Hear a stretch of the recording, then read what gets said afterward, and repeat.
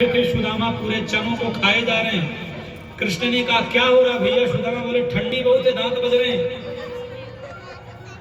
अरे छोड़ना, वो तो बचपन की बातें होती हैं। पढ़ने लिखने का समय ही कुछ और होता है। हम सब आप भी पढ़ लिख करके आए हैं, क्या मौज मस्ती के दिन होते हैं।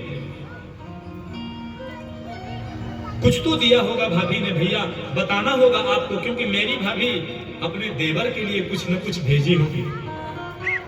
जब सुदामा बहुत संकुचित हुए तो भगवान ने संकेत में कहा कि पत्रम पुष्पम फलम तोयम यो मे भक्त्या प्रयच्छते। संकेत में कहा पत्रम, एक वचन है, कुछ नहीं, केवल एक पंखुड़ी गुलाब की लाए होगी, बहुत है, मैं उसमें संतुष्ट हो जाता हूं। पुष्पम, केवल एक फूल ही बहुत है मेरे लिए, यदि उसमें भाव भरा हुआ है। फलम, कोई एक फल ही दे दे, मैं उसमें संतुष्ट हो जाता हूं। सुदामा को संकेत कर रहे हैं, यो मे भक्त्या प्रयच्छति तोयम, केवल जल लेकर के आए। ये नहीं कहा कि गंगा जल या नर्मदा जल या फिर सरस्वती का जल, केवल जल हो। यो मे भक्त्या प्रयच्छति, कोई भी भक्त ऐसा करे मैं उससे खुश हो जाता हूं।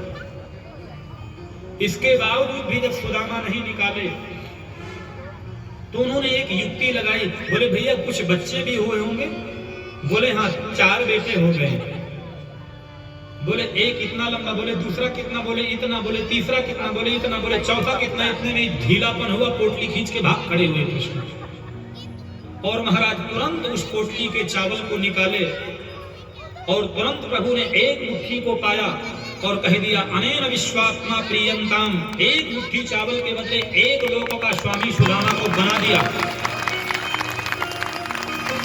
और जैसे ही दूसरी मुट्ठी को खाने के लिए दौड़े तो रुक्मणी ने हाथ दबा दिया।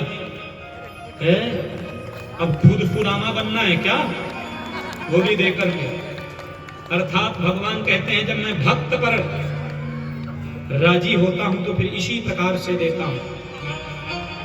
सुंदर सुंदर बातें हुई आपस में। रात्रि काल सुदामा वहीं ठहरे।